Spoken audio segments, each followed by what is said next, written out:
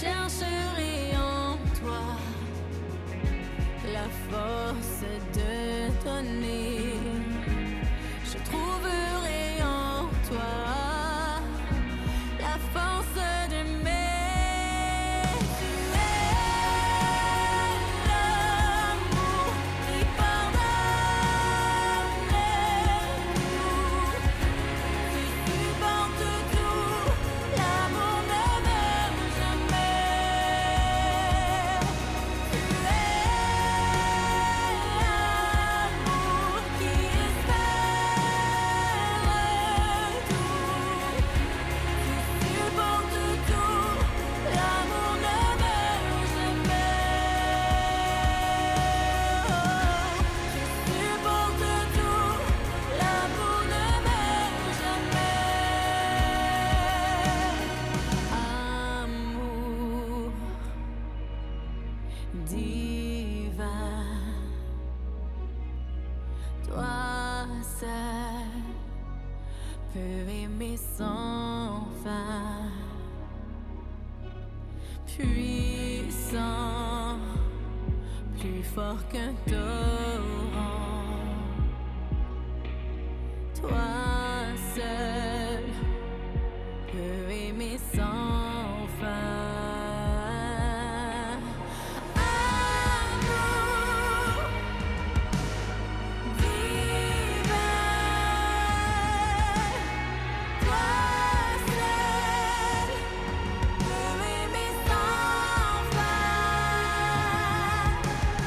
Puissant, plus fort que torrent.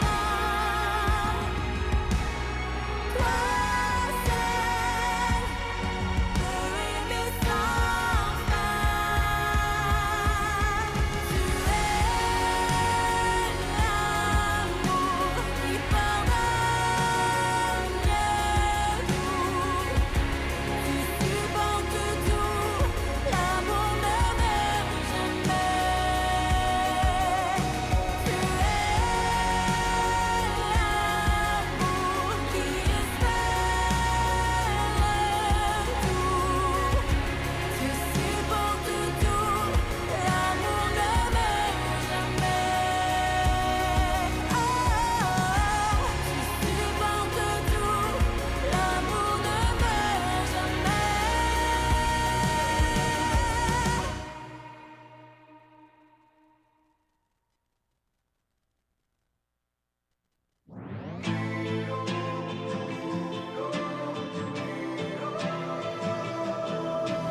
Lorsque je m'égare et que les ténèbres couvrent la voie, quand tous ces mensonges m'attirent et me détournent de toi, oh, oh, oh. Je lève les yeux et aperçois ta lumière. Je regarde à toi et retrouve mes repères. Mon âme était perdue mais tu m'as retrouvé à la croix. Wow. Non, rien n'est plus haut, plus haut, plus haut. Rien n'est plus haut que la croix, non, rien ne surpasse.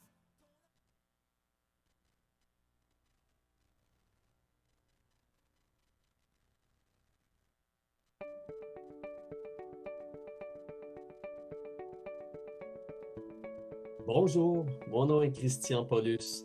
Il me fait plaisir de vous souhaiter la bienvenue sur le site de diffusion de l'Église communautaire Mountain View. Chez nous, tous sont invités à découvrir Jésus et à entrer en relation avec lui d'une manière si transformatrice que nous voulons ensuite rayonner de son amour autour de nous.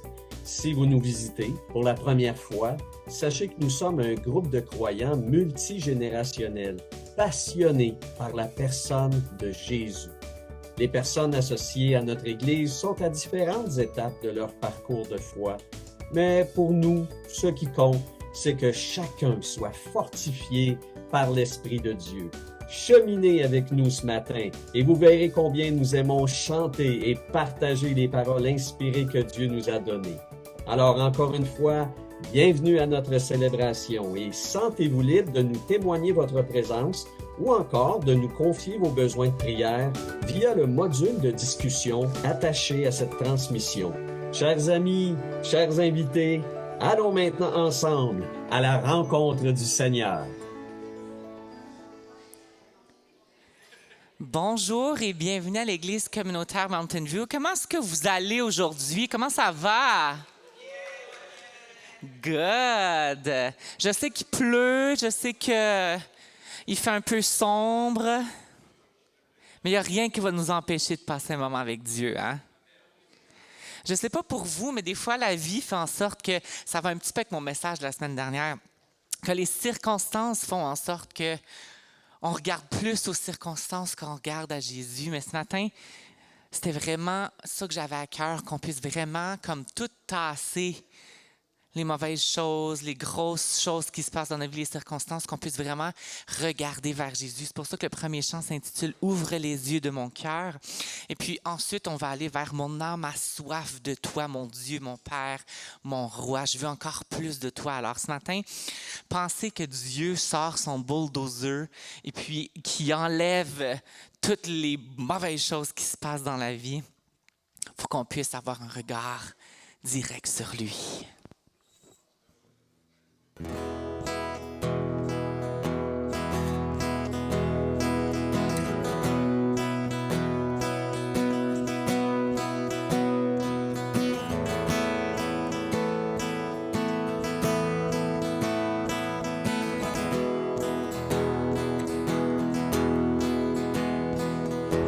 Ouvre les yeux de mon cœur, Père. Ouvre les yeux de mon cœur. Je désire te voir. Je désire te voir. Ouvre les yeux de mon cœur, Père. Ouvre les yeux de mon cœur. Je désire te voir. Je désire te voir. Élevé au plus haut des cieux, rayonnant de l'éclat de ta gloire, répands ton amour, ta force, alors que nous chantons, tu es saint. Ouvre les yeux de mon cœur, Père. Ouvre les yeux de mon cœur. Je désire te voir. Je désire te voir. Ouvre les yeux de mon cœur, Père. Ouvre les yeux de mon cœur. Je désire te voir.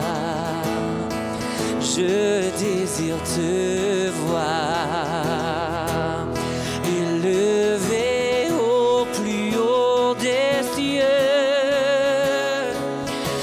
rayonnant de l'éclat de ta gloire, répands ton amour, ta force, alors que nous chantons, tu es saint. Alors que nous chantons, tu es saint. Alors que nous chantons, tu es saint.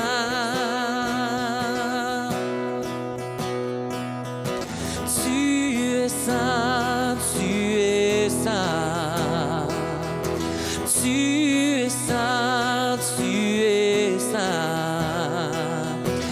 Tu es saint, tu es saint. Je désire te voir. Chantons, tu es saint. Tu es saint, tu es saint. Tu es saint, tu es saint. Tu es saint, tu es saint. Je désire te voir. Élevé au plus haut des cieux, rayonnant de l'éclat de ta ta gloire. Répands ton amour, ta force, alors que nous chantons, tu es saint. Oh, tu es saint, tu es saint. Tu es saint, tu es saint. Tu es saint, tu es. Je désire te voir.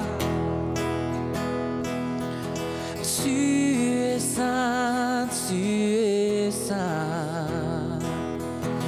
Tu es saint, tu es saint. Tu es saint, tu es saint. Je désire te voir. Oui, je désire te voir. Je désire te voir.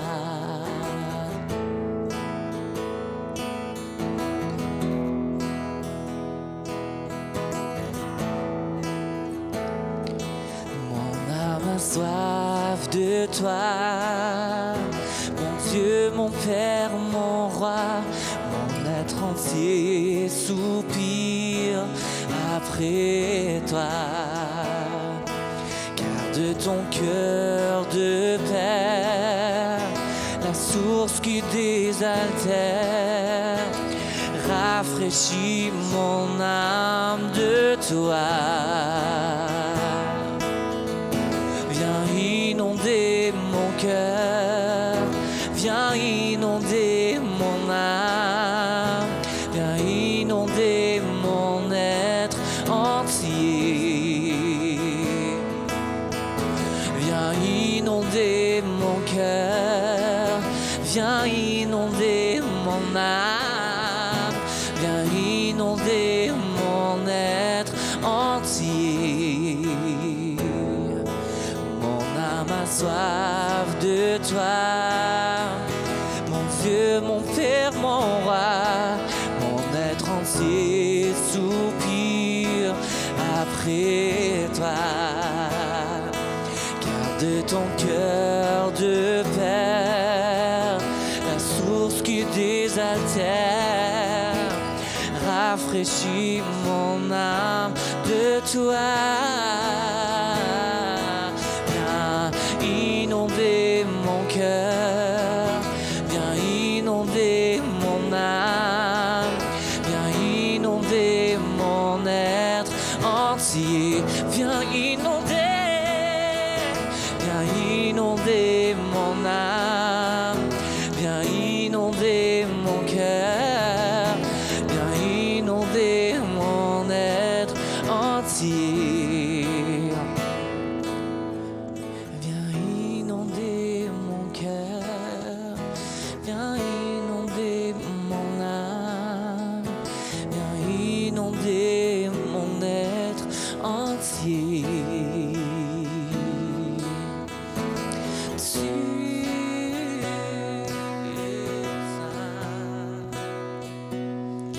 Si mon peuple sur qui est invoqué mon nom s'humilie, prie et recherche ma face, s'il revient de ses mauvaises voies, moi je l'exaucerai des cieux. Si mon peuple sur qui est invoqué mon nom s'humilie, prie et recherche ma face, s'il revient de ses mauvaises voies, moi je l'exaucerai des cieux. Guéris notre pays, Seigneur, pardonne-nous nos péchés.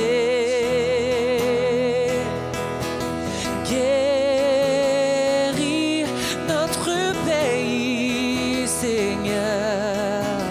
Toi seul peux nous relever. Guéris notre pays, Seigneur. Pardonne-nous nos péchés.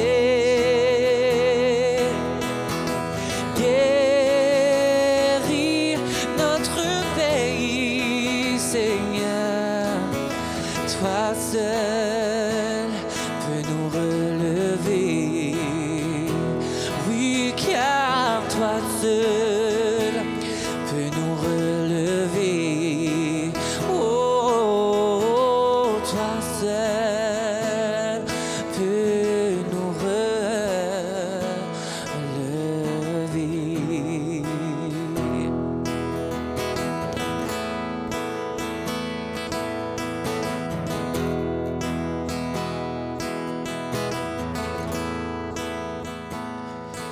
Quand je regarde ta sainteté,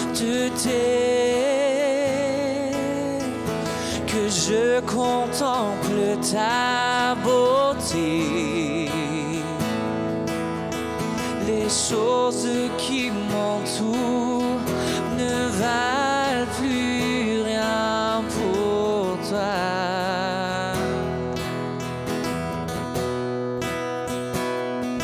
Je découvre la joie de te chanter, de déposer ma vie à tes pieds.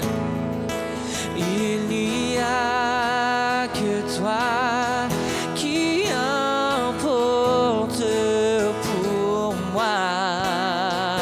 Chantons, je veux t'adorer. Je veux t'adorer.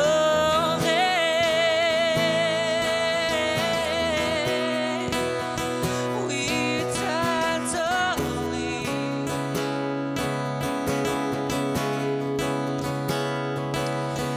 Ma raison de vivre, c'est de t'adorer.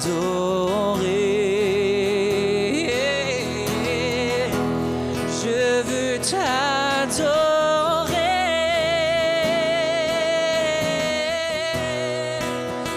Oui, t'adorer.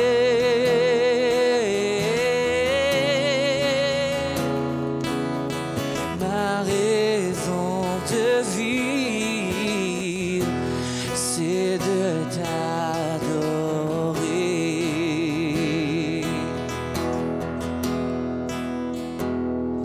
Quand je regarde ta sainteté, que je contemple ta beauté, les choses qui m'entourent ne valent plus rien pour moi.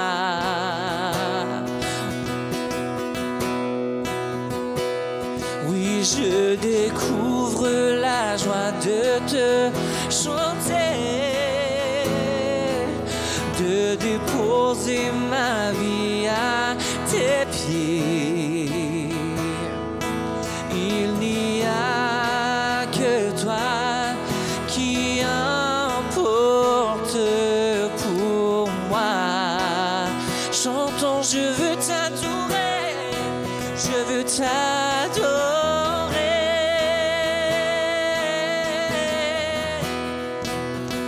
Oui, t'adorer.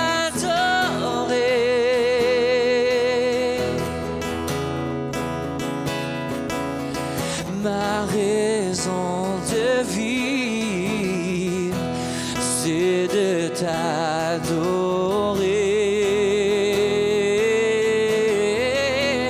Je veux t'adorer.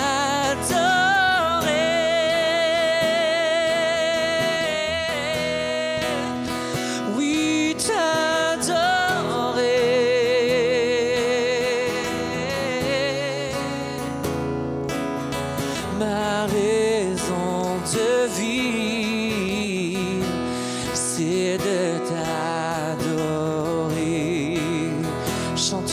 t'adorer. Oui, je veux t'adorer.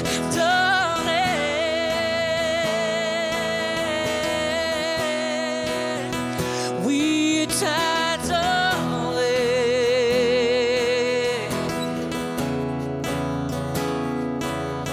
Ma raison de vivre, c'est de t'adorer.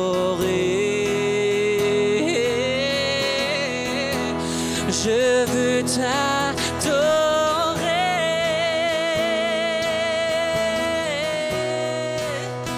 Oui, t'adorer.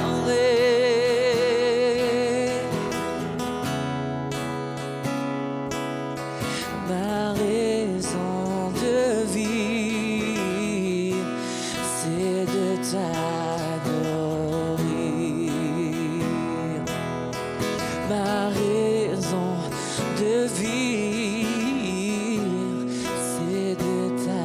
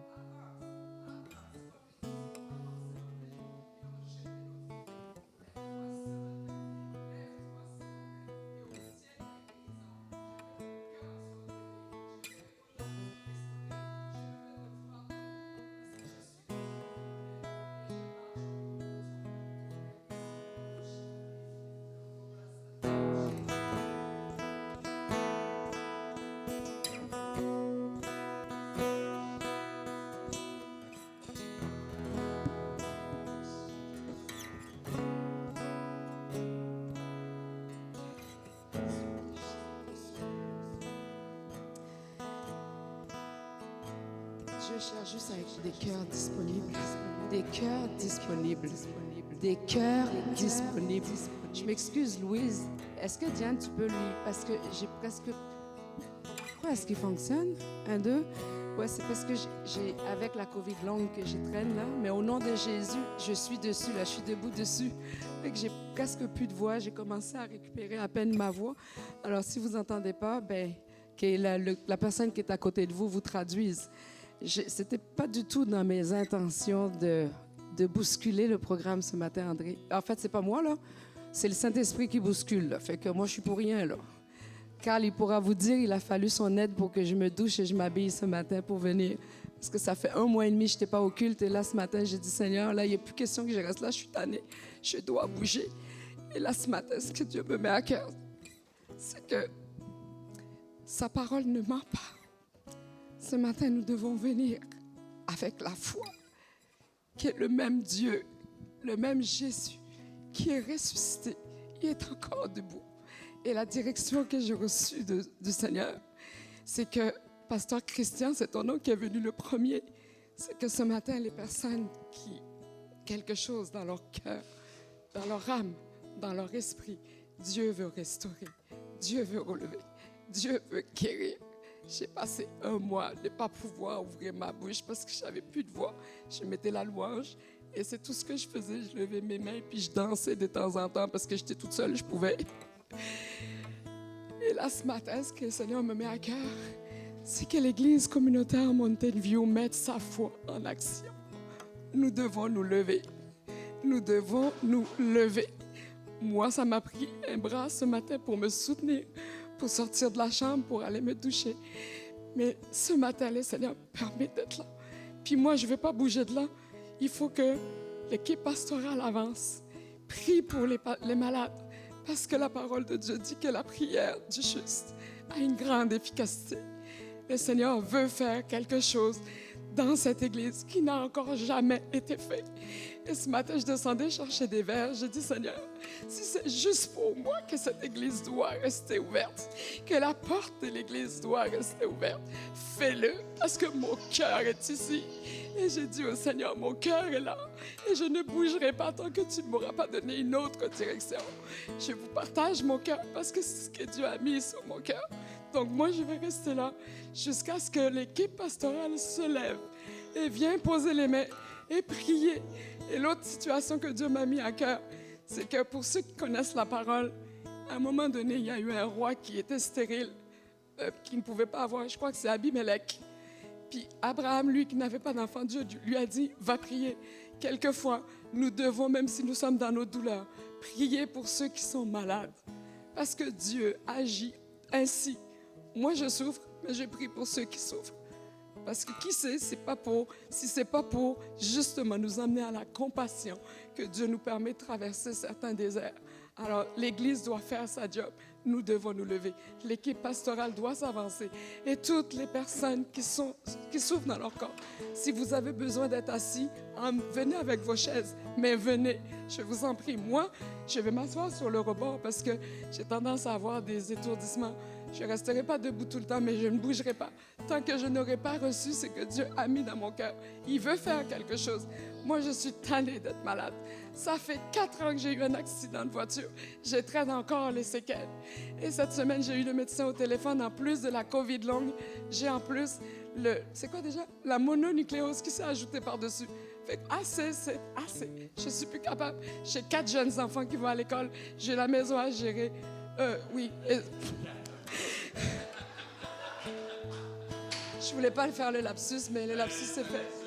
Fait que mon discours est fini là. C'est juste pour vous exprimer à quel point ce matin, j'ai dit au Seigneur, assez, c'est assez. Là, je suis plus capable. Là, faut que ça s'arrête.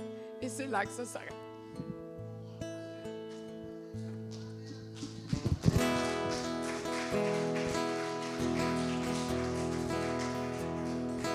Je pense que le message est assez clair. Alors, s'il y en a qui ont des besoins, qu'on puisse prier pour eux. Juste pour vous donner un petit peu un contexte aussi, dans l'Église, c'est pas quelque chose d'anormal que quelqu'un reçoive une direction du Seigneur. Marie, elle faisait partie du corps pastoral jusqu'à son accident dernièrement. Si elle fait une intervention comme ça, c'est que c'est vraiment une direction de Dieu. Ce n'est pas le message que j'ai ce matin, mais tout ça va s'imbriquer à la fin de la journée. Et on veut être obéissant à une direction que Dieu donne. Et on veut faire confiance que lui, il agit. Il parle encore. Il y a encore des gens qui déclarent des choses sur la direction du Saint-Esprit. Et ce matin, bien, on veut prier. Priez pour vous si vous avez des besoins. Avancez-vous simplement. On va prier pour vous ce matin.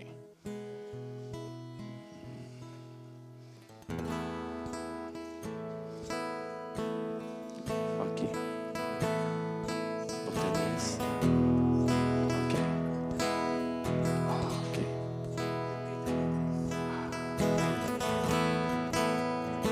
OK. OK.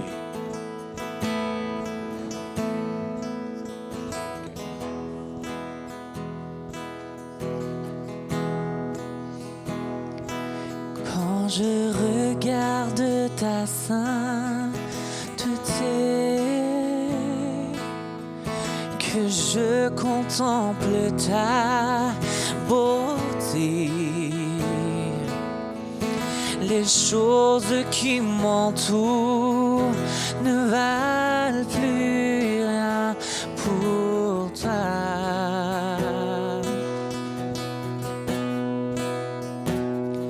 Je découvre la joie de te chanter,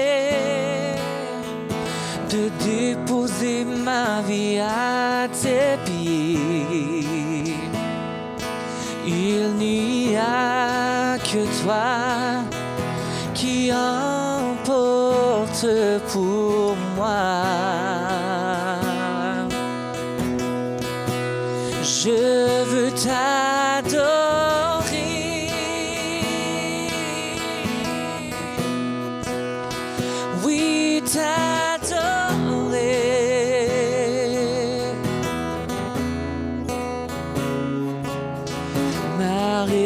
raison de vivre, c'est de t'adorer. Oh, je veux t'adorer.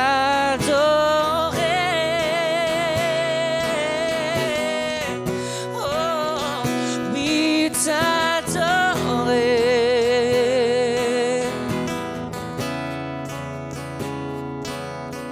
La raison de vivre, c'est de t'adorer.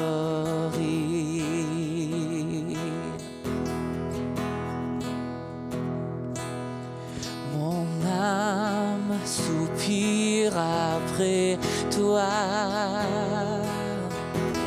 Père, élève ta voix, je veux t'obéir.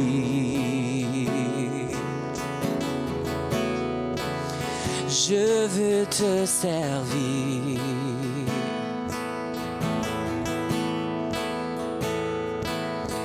Enseigne-moi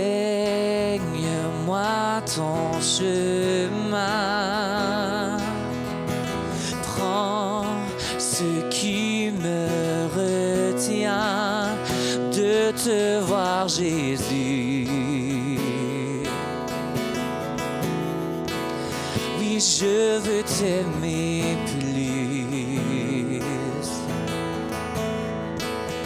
car tu dis que ceux qui te cherchent te trouvent.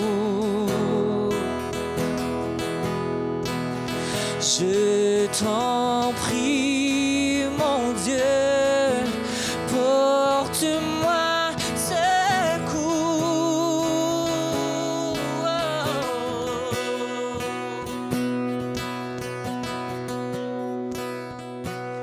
Donne-moi un cœur tout entier et complètement dévoué. Fais ce que tu veux. Fais ce que tu veux de ma vie. Je veux me donner corps et âme pour ce qui fait vibrer ton cœur. Fais ce que tu veux. Fais ce que tu veux pour ta gloire. Alléluia.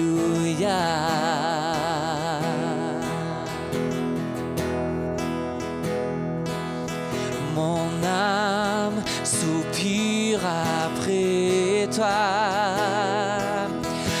Agis, fais ton œuvre en moi, que la terre entière voit enfin ta lumière. Oh, car tu dis que ceux qui te cherchent te trouvent. Je t'en prie, mon Dieu, porte-moi secours.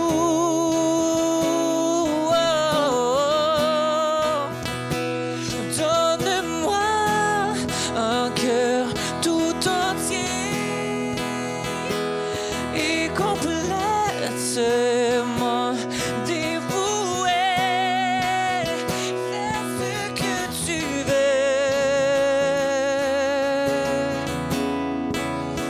fais ce que tu veux de ma vie. Je veux me donner corps et âme pour ce qui fait vibrer ton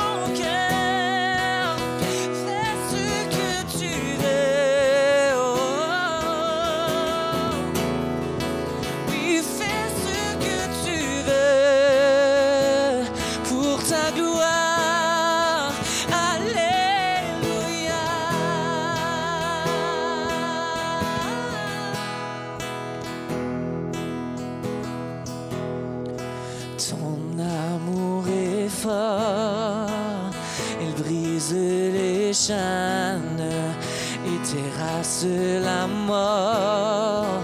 Non, rien ne te freine.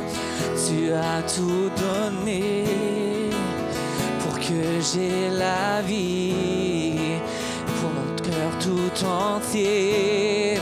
Seigneur, me voici.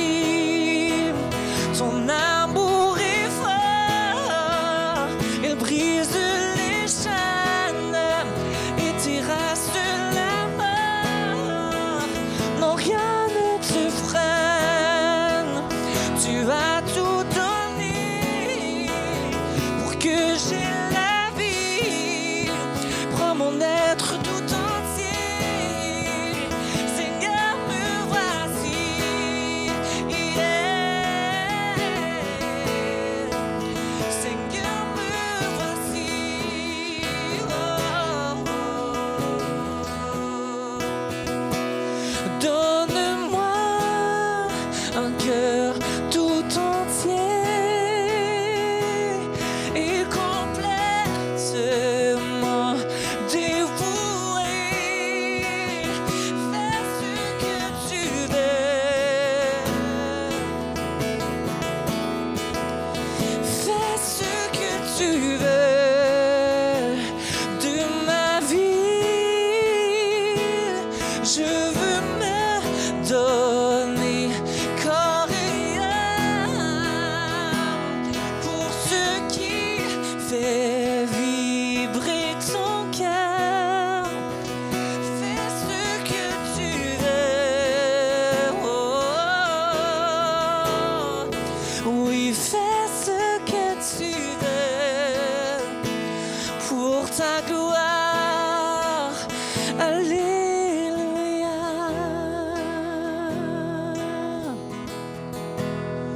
Je veux t'adorer.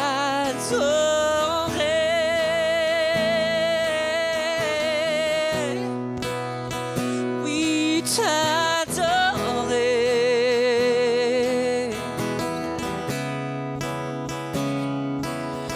Ma raison de vivre, c'est de t'adorer.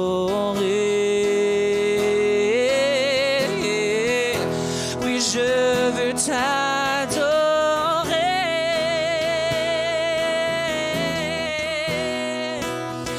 Oui, t'adorer.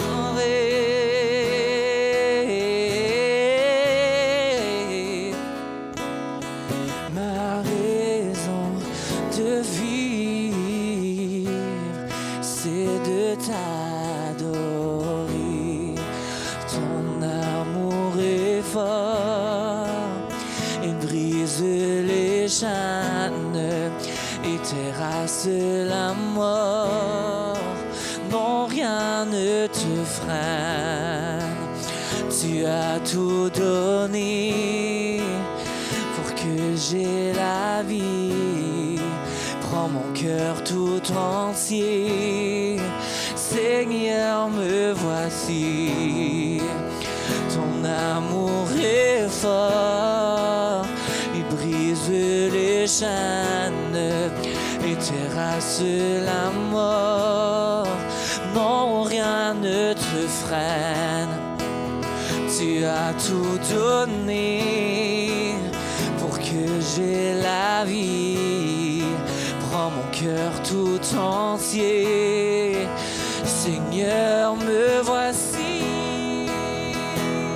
Yeah, yeah. Seigneur, me voici. Yeah. Seigneur, me voici.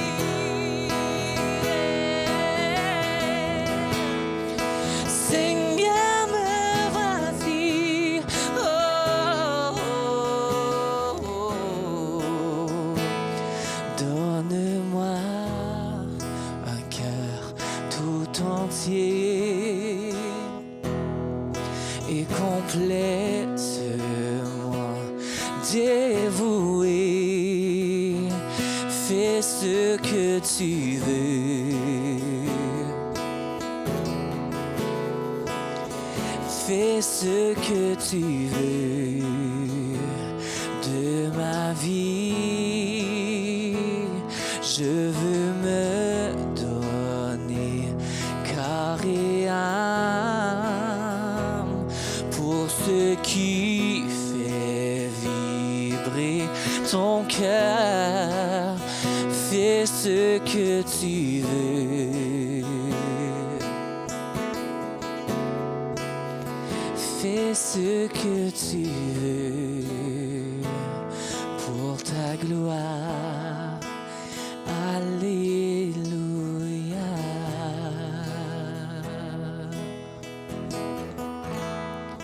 Alléluia.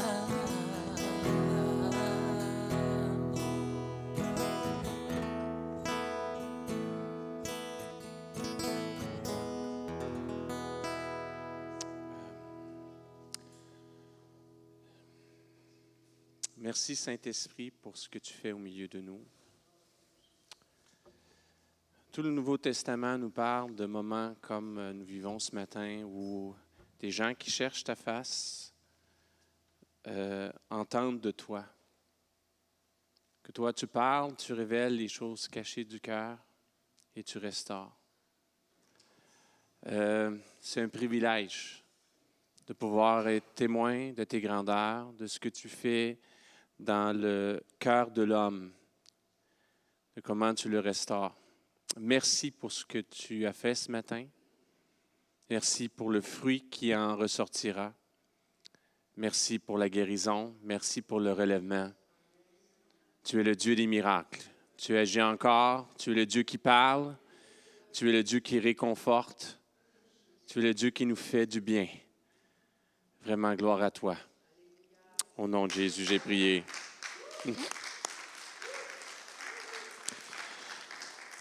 J'ai peur un petit peu ce matin. Je suis un témoin privilégié. J'ai entendu mon épouse, excusez-moi le détail, mais elle faisait une prière assez simple, mais en se levant le matin dans la salle de bain. Et Dieu entend les prières. Dieu exauce encore. Tu aurais pu regarder cette prière-là et dire c'est banal. Moi, ça me fait peur. Alors que je fais mon message, alors que je vois tout ce qui se passe et que tout vient s'imbriquer ensemble, je dis, oh, je suis bien petit ce matin. Je suis bien petit. Écoutez, juste avant de commencer le message que je vais vous donner ce matin, je veux quand même vous donner des nouvelles. Vous savez que on est en démarche avec le district depuis maintenant, depuis le printemps passé. On leur a dit, regardez, voici notre situation après COVID. Voici tous les défis qui s'adressent devant nous. On a besoin d'aide. On a regardé des choses. Il y a des choses qui ont été explorées durant l'été. Il y a encore des choses qui sont explorées maintenant. Il semblerait que probablement une ou deux options vont se présenter pour nous. Je vous en prie de prier là-dessus, que Dieu agisse. Nous avons l'engagement, en tout cas au moins dans notre mouvement au niveau du district, le désir de maintenir une assemblée vivante et d'avoir les moyens pour le faire. Et nous, on regarde toutes les options possibles pour pouvoir le faire. Et on est confiant que Dieu est fidèle et qu'il veut agir ici. Et la vallée du Richelieu a besoin d'une assemblée vivante. Elle a besoin d'une assemblée de chrétiens vivants. Il y a des gens qui ont des besoins spirituels et on veut maintenir cette assemblée-là vivante et on va prendre tous les moyens pour le faire. Et priez vraiment que des choses se débloquent. Moi, j'ai confiance en Dieu, que les moyens sont là, les ressources sont là. On n'est pas Saint-Hubert où il y a je ne sais pas combien d'églises. On n'est pas Granby où il y a je ne sais pas combien d'églises. Et on est la vallée du Richelieu, on est Audubon Park, Belleuil, Mont-Saint-Hilaire, où il y a vraiment quelques petites assemblées et on veut que Dieu agisse encore. Il y a des besoins, il y a énormément de potentiel. Et moi, je suis confiant que Dieu va le faire, que Dieu va le faire encore. Alors, gardez ça en prière. Je crois que ça va se déboucher. Il faut que ça se débouche. Et il y a des solutions qui vont venir, des ressources qui vont venir, des moyens pour que cette assemblée puisse continuer de l'avant. Est-ce que vous êtes confiant que Dieu peut le faire? J'avais pas fait mon annonce que Marie l'avait déjà faite avant. Puis elle ne savait même pas que je devais parler ce matin. C'est le Saint-Esprit qui fait ces choses-là. Amen. Alors, c'était mon annonce ce matin. Moi, ce que je vais commencer avec vous, c'est une série de messages sans être une série de messages. Chacun de ces messages-là vont pouvoir se contenir chacun ensemble. Je ne les ferai pas dimanche après dimanche après dimanche. Si tu en manques un, tu ne vas pas mourir, mais je te conseille d'écouter les autres. C'est une série de messages que je vais faire sur les 7 églises de l'Apocalypse. Ceux qui me connaissent, je n'ai pas prêché souvent sur des textes qui étaient des passages sur la fin des temps. Vraiment pas souvent. J'avais beaucoup d'aspirations quand j'étais, c'est ça que je partageais avec Christian, j'avais beaucoup d'aspirations quand j'étais au collège biblique. Je voulais donc faire des cours, ça s'appelle l'eschatologie, la science de la fin des temps.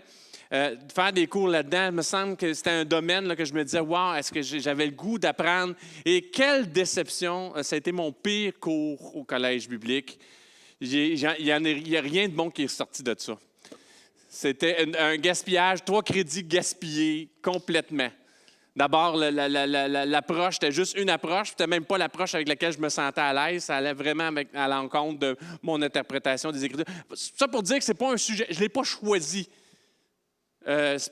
spécifiquement. Et si vous attendez que je parle des 7 églises de l'Apocalypse, qu'on parle dans le livre de l'Apocalypse, ça ne sera pas vraiment un message sur la fin des temps. Ça va être un message sur ici maintenant. Parce que je ne sais pas si vous le savez, mais nous sommes depuis le retour de Jésus, sa mort et sa résurrection, dans le processus de la fin des temps. Et si vous regardez votre calendrier 2022, ça fait à peu près 2022 ans que nous sommes dans le processus de la fin des temps. Jésus revient bientôt depuis 2022 ans. Et ça, ce passage-là, c'est vraiment dans les 7 églises, c'est avant, parce que ça n'a rien à voir avec les signes là, du retour premier. C'est un message qui s'adresse à cette église. Alors, c'est sur ça que je vais me concentrer. Et c'est à cause de Marie que c'est arrivé, cette affaire-là. Ben oui. Parce que Marie a eu une vision qui montrait un chrétien dans une situation, puis il y avait plein de symboles sur ce chrétien-là. Puis elle me demande à moi, qu'est-ce que ça veut dire, ces choses-là? Vous avez Marie, elle a exercé un don spirituel ce matin. Elle a parlé en langue. Hein? Exercer, c'est ça que j'ai dit? T'as pas Oh! Exercer. Je voulais dire exercer. Si ça sonnait exaucer, c'était exercer. Oui, exactement. C'est le Saint-Esprit qui exauce les désirs des cœurs. Mais Marie, elle a exercé ce don-là. Et ça faisait longtemps que tu ne l'avais pas exercé. Elle l'a exercé plusieurs fois dans cette assemblée-là. Et on nous parle dans les Écritures des premières assemblées de chrétiens aussi. Ce qu'elle a fait, c'est exercer un parler en langue, une langue spirituelle. Il faut que ça soit interprété parce que sinon, on ne comprend pas. Puis là, ça a été interprété, ça a été conduit, ça a amené des actions. On a agi par rapport à ça. Et là, elle avait une vision, un rêve. Puis c'était clairement pas un rêve de pizza, c'était une symbolique très forte, mais pas d'interprétation. Et Dieu m'a donné, je n'ai pas le don que Marie a, mais Dieu m'a donné ce don-là d'interpréter les visions, les songes. Et là, elle me donne ça, puis c'était comme très clair, puis ça allait dans ce passage-là. C'était en lien avec l'Église dont je vais vous parler ce matin. Puis là, Dieu a dit, OK, maintenant, tu vas commencer à parler aussi, toi aussi, tu vas commencer à parler de ça, parce que ça adresse chacun des chrétiens. C'est une situation qui adresse chacun des chrétiens. Le contexte de chacune des lettres qui a été données aux églises dans le livre d'Apocalypse, c'est où Dieu il y a des choses qui leur mentionnent, des choses qu'ils doivent changer. Sinon, il y aura peut-être des conséquences néfastes pour ces assemblées-là. Il y a des recommandations qu'ils donnent, des encouragements qu'ils donnent. Et ces 7 églises-là, c'est en lien avec ça. Et moi, ce matin, je commence par la dernière, par l'église de la Odyssée. Et la plupart de à chacune, il parle pour chacune des églises. Et à peu près à la fin, il finit toujours par que celui qui a des oreilles écoute ou que celui qui a des oreilles entende. Même Jésus aussi, quand il prêchait, il y a plusieurs de ses sermons, que celui qui a des oreilles écoute. Et c'est l'église de la Odyssée que je vais vous parler ce matin. Mais je vais parler plus de ce que ça veut dire pour nous comme assemblée, mais encore vraiment plus que ce que ça veut dire pour nous comme chrétiens de façon personnelle. Et est-ce qu'il y en a qui savent un petit peu ce qu'il y a en arrière de ça, que celui qui a des oreilles écoute? Moi, je vais vous donner mon interprétation personnelle de qu'est-ce que ça veut dire cette expression-là. Pourquoi on utilise cette expression-là? C'est signe que ce qui a été dit avant, c'est un petit peu malaisant. Quand Dieu apporte une réalité qui peut être des fois difficile à saisir, difficile à reconnaître sur soi-même, il dit que celui qui a des oreilles, écoute. Parce que ta tendance, ça va être de... Vous savez comment on fait des fois là, quand on ne veut pas entendre? Là? La la la la la la. Hein, ça, c'est pas plaisant, c'est malaisant. Je suis inconfortable. Alors peut-être ce matin, vous allez être inconfortable. Quand Dieu nous amène dans une zone d'inconfort, c'est pour nous changer de notre statu quo, c'est pour nous changer de notre situation, c'est pour nous amener ailleurs. C'est pour notre bien.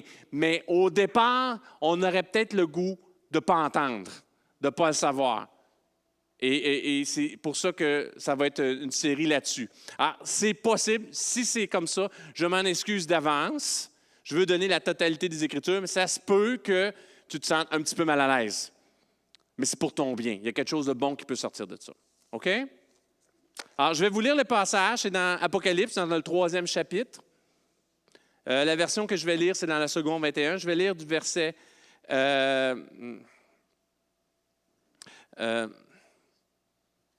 Je vais lire du verset 14 au verset 20. J'espère qu'ils sont dans le bon ordre. Ah oui, c'est parce que c'est dans ma feuille qu'il l'a mis de façon bizarre. OK, c'est correct, parce qu'ils sont dans ce sens-là. C'est dans le bon ordre, oui.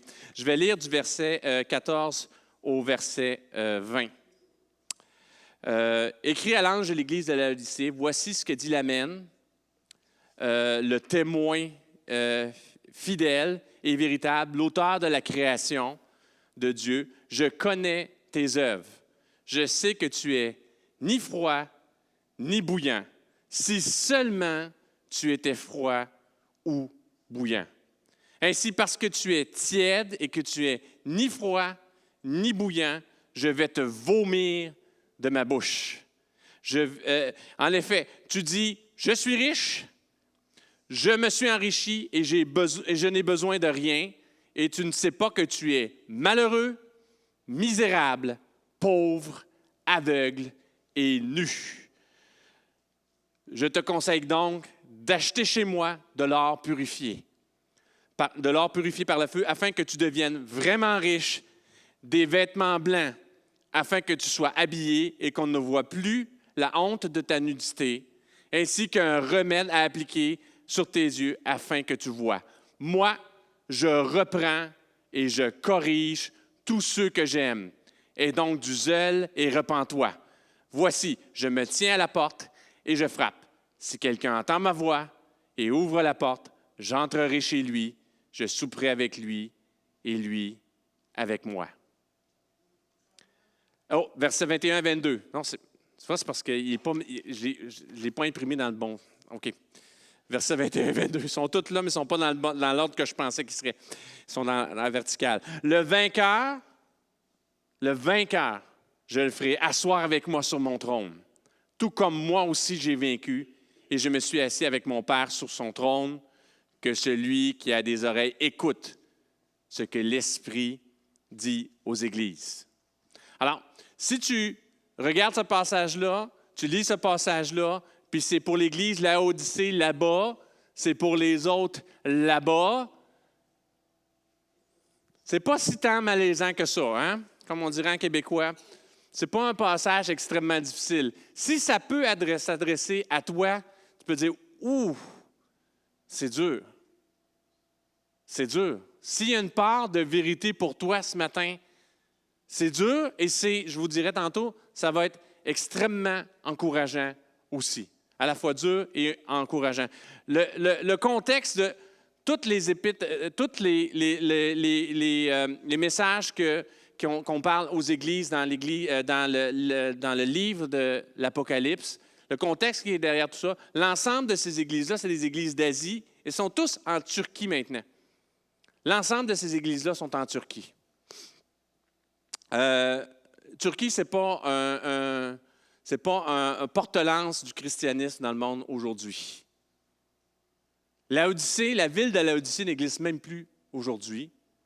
Ces assemblées-là n'existent plus. Ils ne sont plus des assemblées vivantes. Peut-être qu'il y a encore certains chrétiens dans ces régions-là, mais on est loin du témoignage qu'il y avait à l'époque où les lettres ont été écrites, où le livre de l'Apocalypse a été écrit. Ce n'est pas un livre facile, le livre de l'Apocalypse. C'est un livre qui a été le dernier à être accepté dans le canon des Écritures. Et il y a un message qui se donne à ces assemblées-là. Et dans le contexte où le message est donné, il y a des choses qui sont vraiment spécifiques à ces assemblées-là. Je vais le voir avec vous. Il y a vraiment des aspects qui sont spécifiques. Quand il parle de Laodicée, puis qu'il parle de l'eau tiède, à Laodicée, il y avait de l'eau tiède. Il n'y avait pas de source d'eau à Laodicée. On faisait venir de l'eau froide d'un endroit, puis on faisait venir de l'eau chaude d'un autre endroit, puis ça arrivait tout là. Et leur source d'eau, c'était une eau tiède. Quand on parle des richesses de Laodicée, Laodicée était une ville extrêmement prospère. C'est une ville qui avait des banques. Il y avait des sièges de banques à Laodicée. Ils savaient c'était quoi de l'argent. Laodicée, l'église de Laodicée avait été reconnue pour certains de ses vêtements, faits en certains vêtements de laine vraiment de très haute qualité qui étaient faits à Laodicée. Laodicée était connue pour ses onguents, son ophtalmologie, pour le traitement des yeux qu'on pouvait avoir à Laodicée. Vous voyez comment Dieu fait les choses. Il parle de réalité spirituelle avec des aspects vraiment très concrets de cette assemblée-là. Parce que clairement, un sens spirituel à ce qu'il dit, il y a clairement aussi un sens naturel. Les gens comprenaient très bien à Laodicée ce qu'il disait. Il y a juste Dieu qui peut faire les choses comme ça. Tout placer les choses. Parler d'une réalité temporelle en même temps qu'on parle d'une réalité qui est intemporelle, une réalité qui s'applique, parler d'une réalité contextualisée extrêmement précise sur une région, puis avoir des vérités qui peuvent s'appliquer à l'ensemble du christianisme dans un même passage. Et il y a aussi une vérité aussi que dans chacun des épîtres aux églises, il y a comme un avertissement. Ressaisis-toi parce que sinon ça va mal aller. Puis savez-vous quoi? L'avertissement est vrai parce qu'il n'y a aucune de ces assemblées-là qui ont tenu le coup. Aucune de ces assemblées-là qui ont tenu le coup. Ça veut dire quoi pour nous maintenant? Pourquoi c'est encore là? Pourquoi on nous parle encore d'assemblées?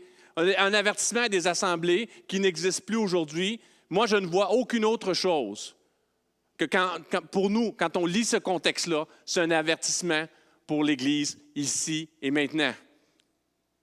Alors, il ne faut pas voir le message à l'Église je vais faire sur Éphèse, je vais faire sur Philadelphie, je vais faire sur les autres assemblées. On ne peut pas voir le message qui est donné pour l'Église de la Laodicée et dire c'est pour quelqu'un d'autre.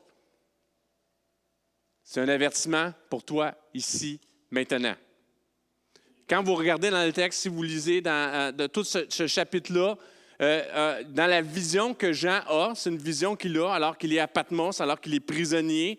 Il est enlevé et il voit, et c'est une image de Jésus qui a les 7 chandeliers et les 7 étoiles.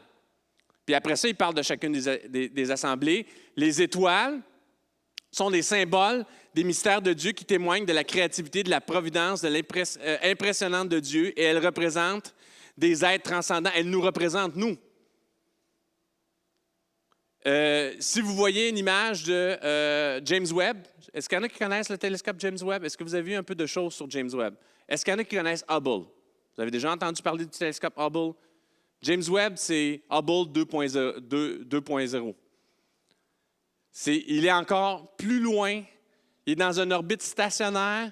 Il y a un abri qui est de la grandeur d'un terrain de football qui le protège du soleil, tellement ses équipements sont sensibles.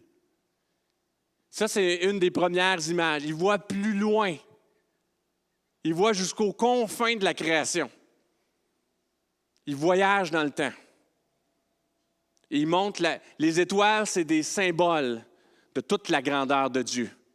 Les assemblées de Dieu, l'Église de Jésus-Christ, c'est des étoiles dans le monde spirituel. C'est des chandeliers. Un chandelier, c'est des symboles de la présence de Dieu, de l'arbre de vie. Le chandelier à cette branche qu'on a, de l'arbre de vie, de la relation avec Dieu, du culte rendu au Dieu vivant. Dans le temple, il fallait toujours qu'il y ait une chandelle d'allumée. Toujours sa présence. Et quand il donne ce message-là aux églises, c'est moi, là, chacune d'entre vous, chaque église a sa portion de gloire. Chaque église a sa portion de ma présence. Je veux que vous la gardiez. Mais attention. C'est ça la symbolique.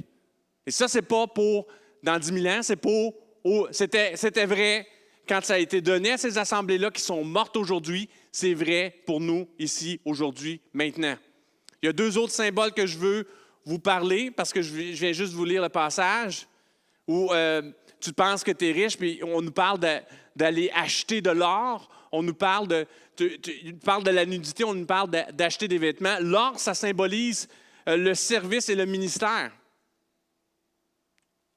Quand Paul écrit aux Corinthiens, il dit « J'ai posé une fondation, mais que ceux qui bâtissent dessus, bâtissez, il y en a qui bâtissent avec de la paille, il y en a qui bâtissent avec de la table, il y en a qui bâtissent avec de l'or, des pierres précieuses. Ça va être révélé par le feu. Si c'est vraiment pur, ça va passer le test du temps.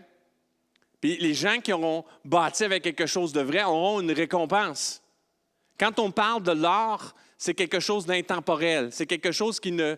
Tu sais, quand il y a un passage qui dit « N'accumulez pas des trésors ici sur terre où la teigne, où ça rouille, où ça se corrompt.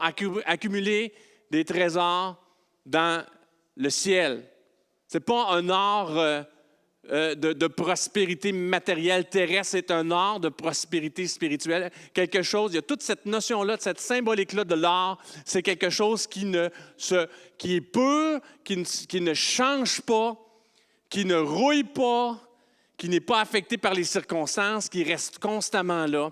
Et c'est un service avec un cœur pur. C'est des choses qui vont porter du fruit dans l'éternité. Je vous parle de cette symbolique-là. Alors, quand il parle à l'Église d'aller chercher de l'or, c'est ton service. Il y a quelque chose qui ne marche pas avec ton service. Il y a quelque chose qui ne marche pas avec ton travail, ta vie chrétienne. La nudité et le vêtement. Quelle est la première chose que Adam s'est rendu compte quand il a craqué dans la pomme? Oh, je suis tout nu. On a même vu un spectacle qui a fait référence à ça en quelque part. Il croque dans la pomme, puis là, tout le monde se rend compte. C'est une référence à ça. C'est vraiment marqué dans notre culture. La nudité, le sentiment de nudité, c'est toute la notion de péché.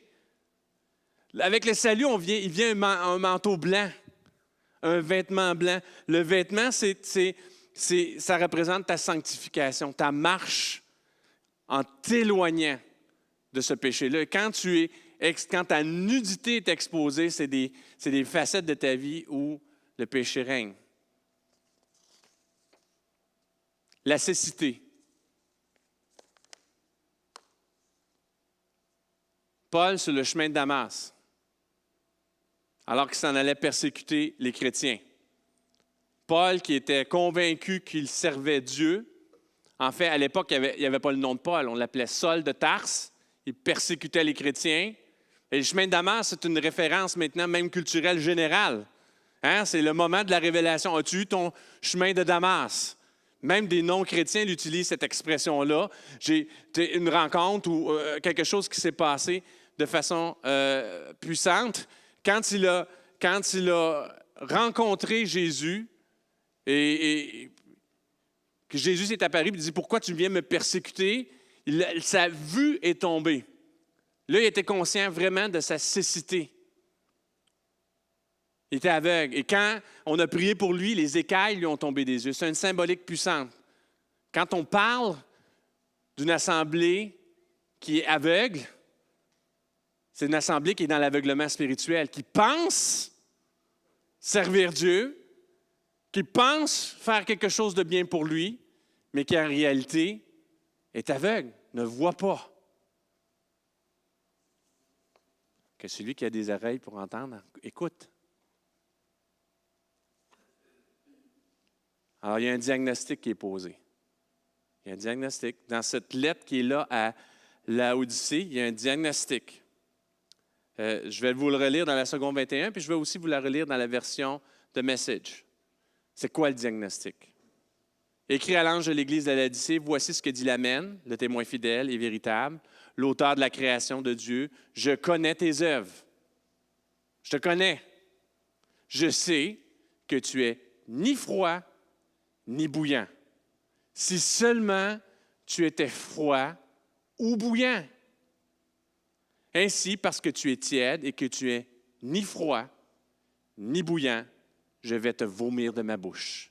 En effet, tu dis, je suis riche, je me suis enrichi et je n'ai besoin de rien, et tu ne sais pas que tu es malheureux, misérable, pauvre, aveugle et nu.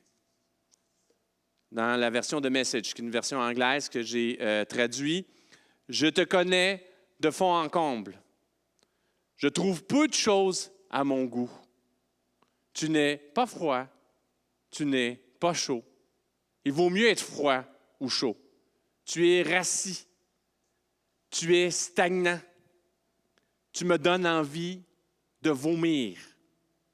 Tu te vantes, je suis riche, j'ai tout ce qu'il faut, je n'ai besoin de rien, sans savoir qu'en fait, tu n'es qu'un mendiant aveugle et pitoyable, sans habit et sans abri. C'est particulier, hein? Tu veux savoir si quelque chose vient de Dieu. Vraiment. Ce n'est pas toujours ce que tu veux entendre. Et ce n'est pas au commencement de ton échange avec Dieu que tu vas être emballé. C'est à la fin. Dieu est un Dieu juste, un Dieu saint, un Dieu qui nous aime, un Dieu qui ne veut pas nous laisser dans la situation, dans la condition où on est. Il nous dit les vraies affaires. Il nous dit les vraies affaires. Les moments les plus merveilleux que j'ai eus avec Dieu, c'est quand il me dit les vraies affaires. Quand il me dit quand je me trompais, quand il me dit quand j'étais dans le champ, il me le dit toujours avec douceur et amour.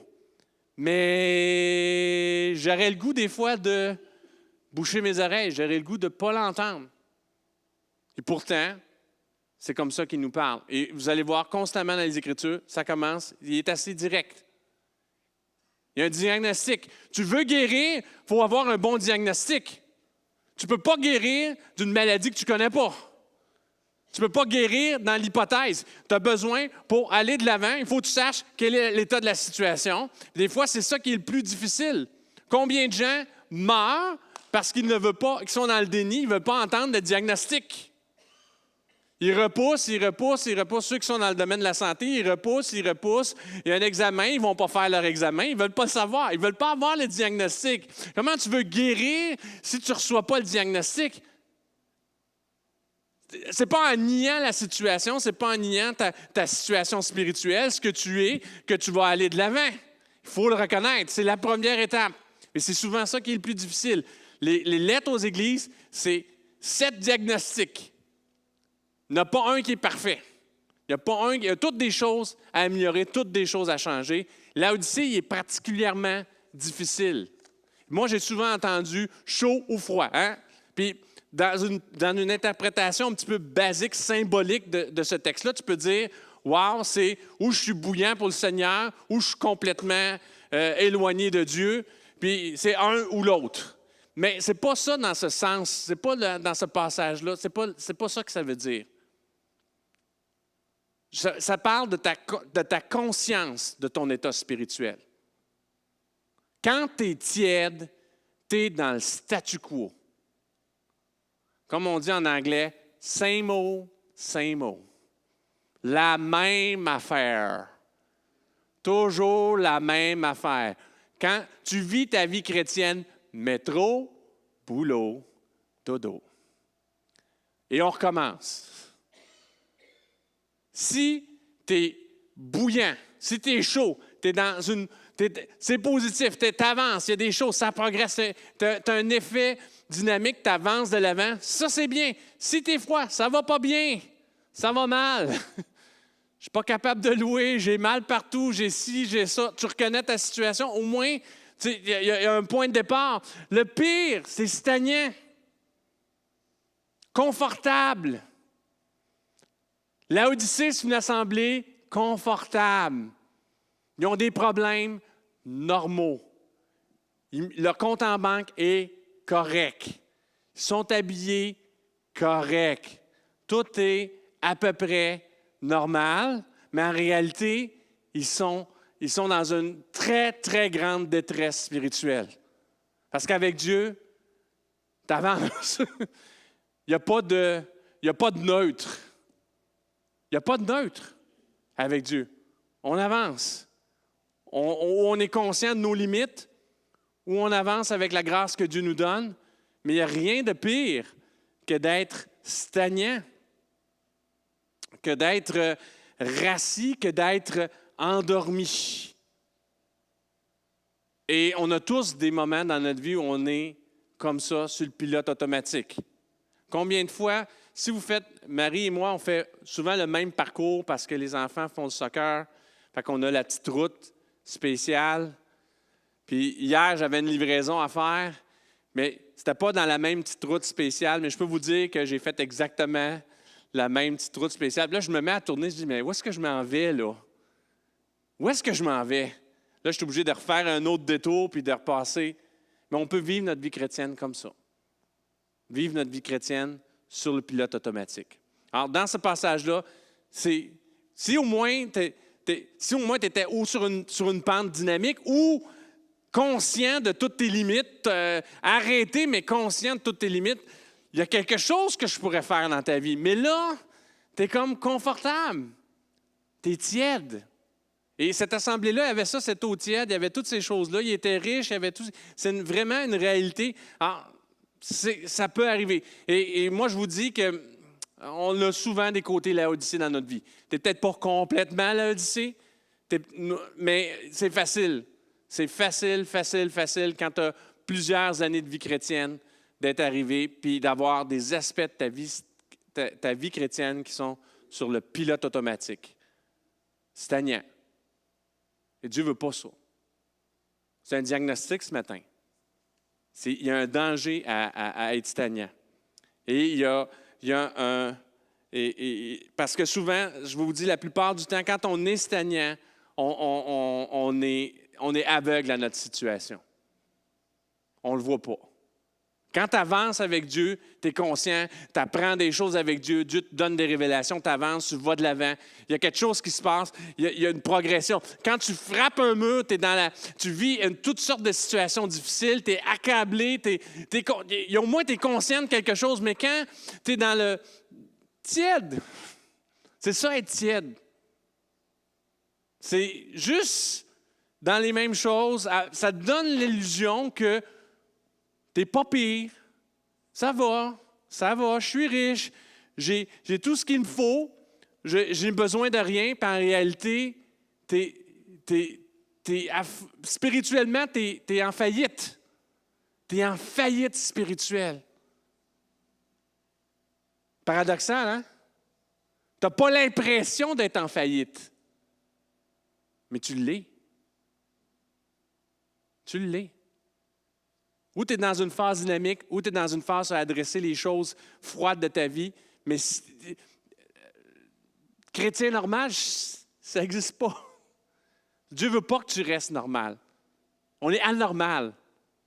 Il veut qu'on soit ces étoiles-là. On est des étoiles dans le firmament. On est anormal. On brille, on peut avoir des petits bouts où ça scintille un peu, mais c'est toujours des situations où Dieu peut agir. Alors ça, c'est un diagnostic dur. C'est un diagnostic dur. Et moi, je ne sais pas comment je ne peux pas répondre à ce diagnostic-là. Je sais qu'il y a des aspects de ma vie où je suis same old. Il faut que ça bouge. Ça ne peut pas. Puis c'est souvent, savez-vous, quand c'est tiède, c'est souvent un signe que c'est malade. C'est souvent un signe que c'est malade. En réalité, c'est froid. Puis c'est mort. Alors, voilà. Mais ça, c'est... Si on s'arrête là, on se décourage en disant, non, Seigneur, ça... Qu'est-ce que je fais avec ça? Mais, ça commence toujours. Dieu nous choque. Jésus laissait personne indifférent. C'est pour ça qu'il disait, tu ne peux pas te boucher les oreilles. Puis il disait même les choses que tu ne veux pas entendre, au point que des fois, les gens, il y en a qui étaient attirés à lui, puis il y en a qui fuyaient après un certain temps parce qu'il veut que tu ailles de l'avant, il veut que tu ailles de l'avant. Il y a un traitement. Dieu te dit, il y a un traitement qui est là. Et le traitement est voici, Apocalypse 18. C'est dans le verset 18 qu'il y a le traitement. Je vais le lire dans les deux versions. Je te conseille donc d'acheter chez moi de l'or purifié par le feu, afin que tu deviennes vraiment riche. Des vêtements blancs, afin que tu sois habillé, que tu ne sois plus la honte, que tu ne vois plus la honte de ta nudité, ainsi qu'un remède à appliquer sur tes yeux, afin que tu vois. Dans la version du Message, Apocalypse 18, voici ce que je veux que tu fasses. Achète de moi ton or, de l'or qui est passé par le feu du raffineur. Alors tu seras riche. Achète de moi tes vêtements, des vêtements conçus dans le ciel. Tu t'es promené à moitié nu assez longtemps. Et achète de moi des médicaments pour tes yeux afin que tu puisses voir vraiment. Qu'est-ce qu'il faut comprendre du traitement? Il n'est pas gratis. Achète. Achète. Achète. Le salut est gratuit. La grâce de Jésus est gratuite. Servir Dieu, ça coûte quelque chose. Servir Dieu avec un cœur pur, avec un cœur sincère. Aimer les gens avec un cœur pur et sincère, ça coûte quelque chose. Ça coûte du temps, ça coûte un investissement, ça coûte de ta sensibilité. Ça coûte de sortir de ton nombril un peu, puis de regarder la personne autour de toi. Il y a un prix. Un art pur, un service désintéressé. Il y a un prix. Il y a un prix, mais ça, c'est quelque chose qui est éternel. Il n'y a jamais personne qui pourra te l'enlever. Et ça, on peut pas faire de fausses copies de ça. Il n'y a pas de référence autre que ça. C'est comme on dit sur ma ceinture, moi j'aime des ceintures genuine, vrai cuir, qui t'offrent longtemps. Un service où tu acceptes de donner un peu de toi, où tu achètes cet or-là. Tu ne l'achètes pas nulle part, tu ne l'achètes pas dans des méthodes, tu l'achètes auprès de ton Dieu. Tu dis, comment je peux être ce serviteur pur? Comment je peux avoir un cœur pur dans mon service? Comment je peux te servir, avoir quelque chose qui est raffiné, qui est vraiment sensible, vraiment concerné par les gens autour de moi? Ça s'achète. Le service coûte. La sanctification, ça coûte. C'est dur. Des fois, tu as le goût de pécher. Des fois, ça démange. Le péché te démange. La colère vient naturellement. L'emportement vient naturellement. Ça coûte de s'habiller chaque jour. Mais il y a une source, il y a un endroit où on peut l'acheter. Il dit, il est là. Si tu es prêt à payer le prix, je vais te fournir cet or-là. Je vais te fournir ces vêtements-là. Je vais t'aider à arrêter de marcher avec une chemise trouée. Parce que quand on parle de nu, là, c'est pas complètement nu, là. C'est pas nu comme Adam. Quand on parle de nudité dans les Écritures, c'est t'es comme certaines personnes qui marchent dans la rue, là. Tu es en camisole ou en vêtements. Tu n'es pas couvert. Il y a cette notion-là, mais tu peux avoir cette couverture auprès de lui. Si tu es prêt à fournir un peu de toi, lui va te le donner. Achète-le. Et le baume aussi. Il n'y a pas plus aveugle que quelqu'un qui ne veut pas voir. Si tu ne veux pas le voir, je t'assure que tu ne le verras pas. Si tu veux avancer avec Dieu, il y a un moment donné où tu vas dire, regarde, ouvre-moi les yeux sur ma situation, ouvre-moi les yeux sur qui je suis vraiment. Je veux voir les beautés de ta création et les méandres de ma nature pécheresse pour changer. Je veux être guéri. Tu veux être vraiment guéri, tu veux arrêter de marcher là-dedans. Tu demandes un baume, je veux voir. Il n'y a rien de pire que de ne pas discerner rien et d'être inconscient. Il n'y a rien de pire que de vivre une vie chrétienne et de ne pas être conscient du malheur dans nos vies, des choses qui nous accablent. Alors, je t'en prie, ça s'achète, ça se trouve, il y a un coût, c'est pas agréable. C'est pas des choses, c'est pas des choses inatteignables. C'est atteignable, mais il y a un coût. Il faut sortir de cette notion-là que tout va venir, Il faut sortir du syndrome d'Obélix. Vous savez c'est quoi le syndrome d'Obélix? Il est tombé dedans quand il était petit. Il est tombé, les chrétiens, il est tombé dans le Saint-Esprit, il est tombé dans la présence de Dieu quand il était petit. Puis là, les effets de la présence de Dieu sont permanents chez lui. Obélix, lui, il n'a pas besoin de prendre de potion magique. Il a toujours la force. Il a tout le temps la force, ça marche bien, il est tombé dedans. C'est pas ça la vérité. C'est pas ça la réalité. Ça, c'est la pensée magique. Sortons de la pensée magique. On sert un Dieu des miracles, mais il y a un coup. Des fois, Dieu nous fait sa grâce, qu'on puisse marcher par sa grâce là-dedans, dans ces difficultés-là. Puis, savez-vous quand est-ce que le goût se manifeste? C'est quand on est chaud ou quand on est froid.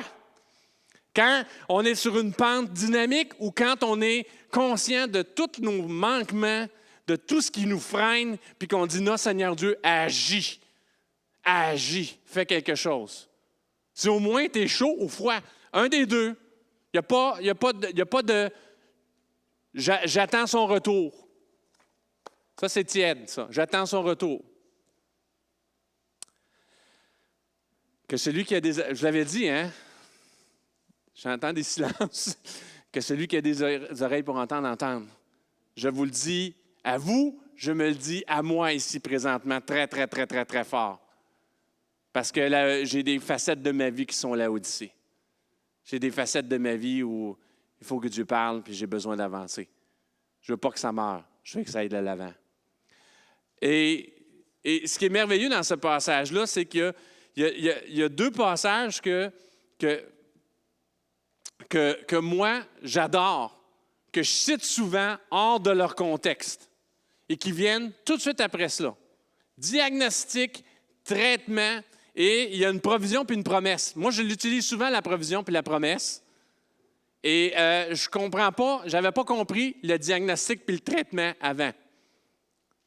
Parce que tu t'en vas à la pharmacie, ils te donnent des petites pilules, puis là, tu as une posologie. Il ne faut pas que tu vides le flacon tout de suite. Tu ne vas pas guérir plus vite en vidant le flacon tout de suite. Ça ne marche pas de même. Des fois, il faut que tu la prennes avec un petit yogourt. Des fois, il faut que tu la prennes le matin. Puis là, si tu ne suis pas à la posologie, si tu ne suis pas les instructions, si tu ne le fais pas dans l'ordre, le médicament n'a pas son effet puis tu as des effets secondaires. Tu as une posologie, tu as un traitement, tu as un diagnostic, tu suis ton traitement, tu vas le faire d'une certaine façon. Puis c'est ça qui t'aide à t'en sortir. Mais le traitement, le diagnostic de Dieu est difficile. Le traitement de Dieu, il y a un coût, mais c'est lui qui nous aide dans cette circonstance-là. Et la provision et la promesse de Dieu est extraordinaire. Ça commence dur, mais ça finit bien. Ça commence très terre à terre dans notre situation, mais ça nous amène au ciel. Et ça, il faut voir ces passages-là dans ce contexte-là. Moi, je ne les avais jamais lus dans ce contexte-là, ou je les utilisais rarement dans ce contexte-là. Pourtant, ils sont dans le contexte de Laodicée, la pire. Tu sais, quand on étudiait les églises, ça, tu ne veux pas être l'église de Laodicée, tu sais, t'es tiède, je vais te vomir. Tu sais, c'est très visuel. Je vais te vomir, Dieu va te vomir. Ah! Puis là, tu as ces passages-là qui arrivent. Dieu est fidèle. L'Église de Laodicée, elle a son chandelier. Elle a sa présence de Dieu. Elle a son étoile. Elle a sa gloire de Dieu, elle aussi. Toi aussi, Dieu a une provision de sa présence. Dieu a une provision de sa gloire pour toi, même dans les aspects tièdes de ta vie. Wesh! Voici ce qu'il est dit dans le verset 19 à 22. Je vais le lire encore dans les deux versions, second 21 et The Message. Moi, je reprends et je corrige tous ceux que j'aime. Aie donc du zèle et reprends-toi.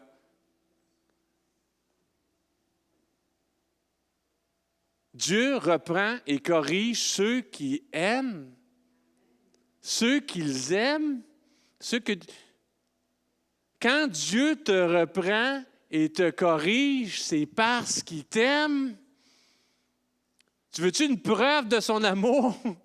Hey, les parents, là, ici, nos enfants, on les reprend et on les corrige. C'est jamais parce qu'on veut. C'est pas notre sport favori, ça. C'est pas parce qu'on triple là-dessus. Regarde, là, Ah, moi, tout à l'heure.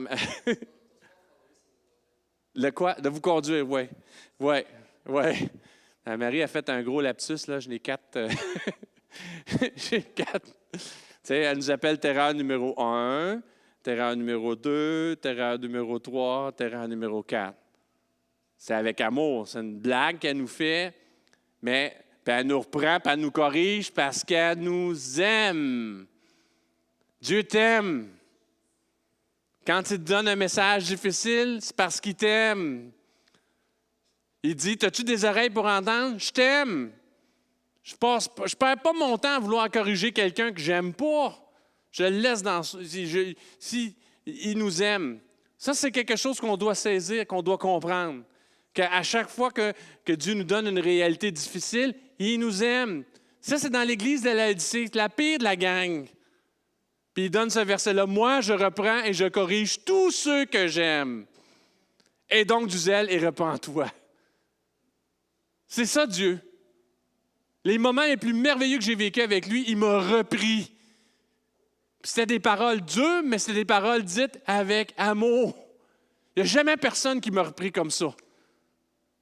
Quand tu le reçois, quand tu as des oreilles pour entendre, ça te pince, ça te fait mal. Mais ça te donne la paix en même temps parce qu'il s'est dit avec amour. Tu sais, il y a quelqu'un qui a besoin d'entendre ça ce matin. Tu as besoin de refaire ta théologie. Dieu reprend et corrige tous ceux qu'il aime. Je reprends, moi. C'est personnel. Moi, je reprends et je corrige tous ceux que j'aime. Et donc, du zèle, reprends-toi. Voici, je me tiens à la porte et je frappe. Si quelqu'un entend ma voix et ouvre la porte, j'entrerai chez lui et je souperai avec lui et lui avec moi. Comprenez-vous le contexte de ce passage-là? On l'a déclaré tellement de fois hors contexte. Puis c'est vrai. Dieu se tient à la porte puis il frappe. En toutes circonstances, Dieu se tient à la porte puis il frappe. Il y a un tableau qui a été fait, un chef-d'œuvre, où on voit cette scène-là où Dieu se tient à la porte puis il frappe. Il est devant une porte, mais il n'y a pas de poignée. Il y a juste une poignée de l'autre côté. Il n'y a pas de poignée pour l'ouvrir de l'extérieur. Il y a juste une poignée pour l'ouvrir de l'intérieur. Il se tient à la porte puis il frappe. C'est un passage merveilleux. C'est un de mes passages favoris des Écritures. C'est quelque chose qui me console constamment, qui me dit, il est toujours là, cherchant à entrer dans nos vies et cherchant à avoir quelque chose de très personnel. Il n'y a pas plus personnel que d'aller manger chez quelqu'un. D'être là avec lui puis de souper avec lui. Il n'y a pas rien de plus personnel. C'était déjà, moi, je trouvais un passage glorieux. Mais dans le contexte, c'est encore plus glorieux. Parce qu'il se tient à la porte puis il frappe sur l'Église qui veut vomir. Sur l'Église stagnante et morte, il se tient à la porte puis il frappe. C'est facile. J'ai un diagnostic pour toi. Le traitement, il coûte un peu, mais je suis là avec toi. Mon amour est là constamment. Mon amour est gratuit. Ma présence est accessible. C'est pas glorieux, ça? C'est pas glorieux. Moi, c'est un passage que j'aimais énormément, mais vraiment, dans ce contexte-là, c'est encore plus glorieux. Quand je le lis vraiment dans le contexte où il est donné, c'est glorieux. Voici ce qu'il dit ensuite. Le vainqueur, je le ferai asseoir avec moi sur mon trône, tout comme moi aussi j'ai vaincu, je suis assis avec mon Père sur mon trône, que celui qui a des oreilles pour entendre. Il y a une victoire accessible. Ça commence difficile. Il y a un traitement qui coûte. Ah, merci. Il y a un traitement qui coûte, mais il y a une présence, une gloire de Dieu qui est là, facile, un amour qui est là en toutes circonstances. Fait que c'est pas si dur que ça. Hein? C'est pas si dur que ça. On écoute un peu, puis on est consolé. Ça pince un peu, ça fait mal un peu, mais on est consolé, puis on est consolé. Voici ce que c'est dit dans le message. Les gens que j'aime, je leur demande des comptes. Je les corrige et les guide pour qu'ils vivent au mieux. Debout, donc. Fais face à la situation Cours après Dieu. Il t'aime, puis c'est ton supporter en plus. Dieu est un... comment ils appellent les fans? C'est un ultra. Au soccer, là, il y a les fans, puis il y a les ultras. Les ultras, ils ont des chants pendant le match. Ils ont des drapeaux. Ils ont des fumigènes. Ils sont dedans.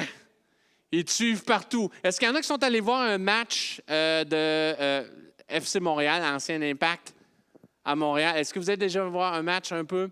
Si vous allez voir un match, ils ont une espèce de grosse cloche. Quand le club marque, gading, gadong, gading, l'ambiance qui est là. Je corrige ceux que j'aime. Puis non seulement je les corrige, je leur demande de rendre compte, je suis là avec eux, mais je les encourage. Ah ouais, vas-y, t'es capable. Debout, lève-toi. Fais face à la situation, lève-toi. Vas-y, vas-y, vas-y. Va marquer un but de l'autre bord. Va marquer un but dans ta vie spirituelle. Avance de l'avant. Vas-y, saisis-toi, relève-toi. Il est là pour ça. Apocalypse 3, 20, 21. Regarde-moi, je me tiens à la porte, je frappe. Si tu m'entends appeler et que tu ouvres la porte, j'entrerai, je m'assirai pour souper avec toi. Les vainqueurs s'assiront à mes côtés à la table de l'honneur, tout comme moi, après avoir vaincu. J'ai pris la place d'honneur aux côtés de mon Père. C'est le cadeau que je fais aux vainqueurs. Tu te sens tiède, Dieu t'appelle à la victoire. Tu peux vaincre ta tiédeur. Tu peux vaincre ta vie chrétienne stagnante. Il va être là à tes côtés. Il y a un traitement pour toi. Il va t'encourager. C'est parce qu'il t'aime qu'il est sur ton corps. Il ne veut pas que tu restes là.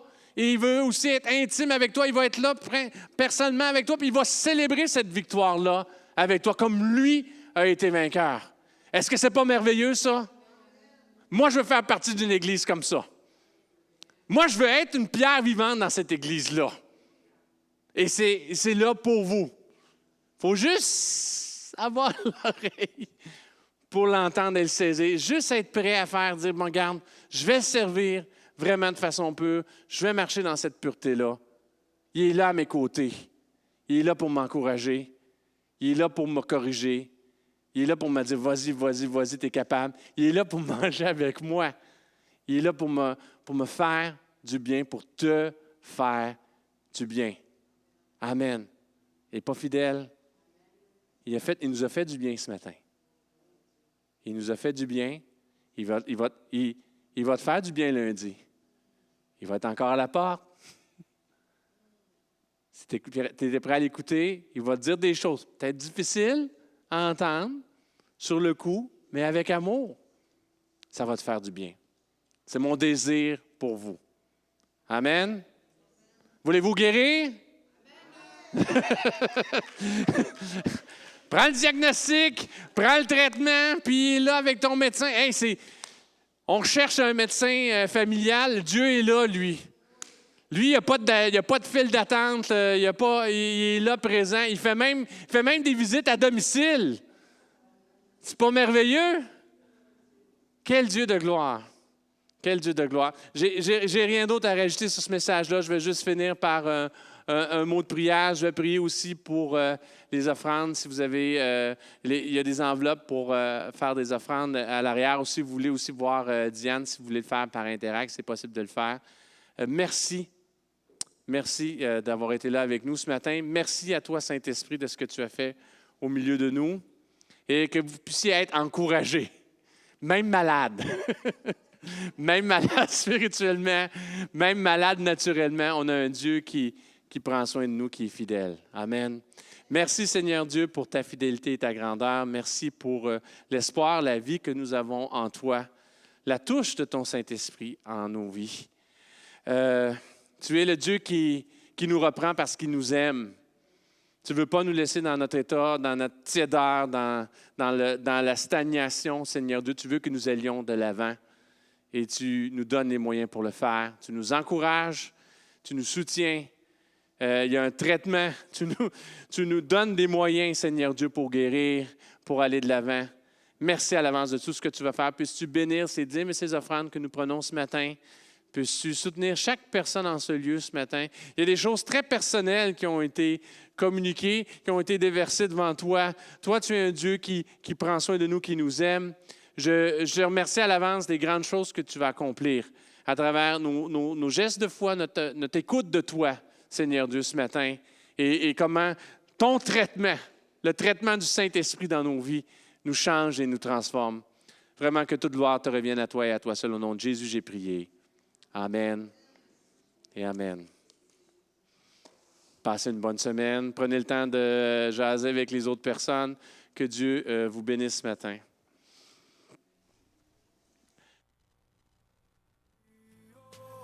Plus haut, rien n'est plus haut que la croix, non rien ne dépasse ton amour pour moi.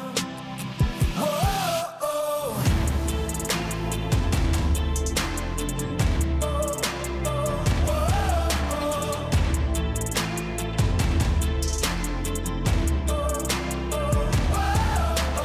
Lorsque j'ai l'illusion de pouvoir me sauver par moi-même,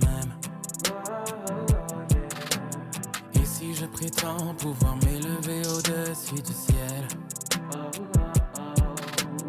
j'ouvre alors les yeux, ma vie n'est qu'une poussière. Face contre terre, je suis au bout de moi-même. J'ai besoin de toi, besoin de la croix.